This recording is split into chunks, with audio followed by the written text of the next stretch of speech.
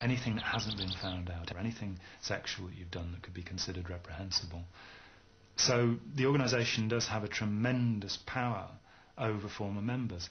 When inside Saint Hill, Ali saw a document about Scientology's chief critic John Atack. She put the document in her bag to read in the privacy of the toilet, meaning to put it back later. But unknown to Ali, the Scientologists were secretly filming her, secretly filming them. They called the police. When I was arrested, it happened very suddenly. I found myself being taken out of the castle by the police, and all of a sudden all sorts of Sea Org members I'd never seen before, older ones who were quite scary looking, quite sinister, came out of the woodwork, and 3 or 4 of them were taking photographs or video footage of me. It was bizarre.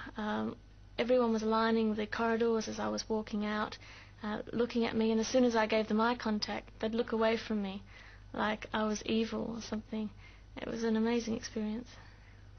We wanted representatives of Scientology to appear in this programme, but conditions for an interview could not be agreed. Scientology does not approve of open discussion of its beliefs. It calls journalists suppressive people and believes them to be irredeemably evil.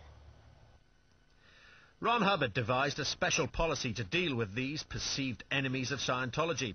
It allows them to do anything to deter, discredit or destroy their critics.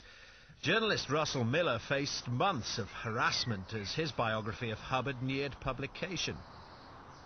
Firstly, they kept informing the police that I was responsible for various crimes, and so the police would show up at my doorstep, want to know where I was on such and such a day. The first crime was the murder of someone in a pub in South London, and they had solid evidence that I was responsible for that, or so they thought. After fighting countless lawsuits against Scientology, leading critic John Atack went bankrupt in May. He's been harassed by them since 1983.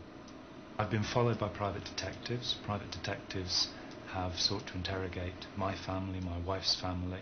If you just write down a list of the worst possible things you can say about somebody, I've been accused of those things. Not just in whispering campaigns, but in print. Scientology vigorously defends its freedom of belief, saying it improves life in a troubled world. But evidence is accumulating that it's one of the most destructive cults. Scientologists who have come out of their group have reported some of the highest instances of suicidal and self-destructive tendencies afterwards. And many of them have told us that when they were in the group, they were warned that if they left Scientology, they would commit suicide within 6 months. Many of them left with enormous fear. John Buchanan was a Scottish landscape gardener who worked in Germany. 3 years ago, John became involved in Scientology at the Munich mission.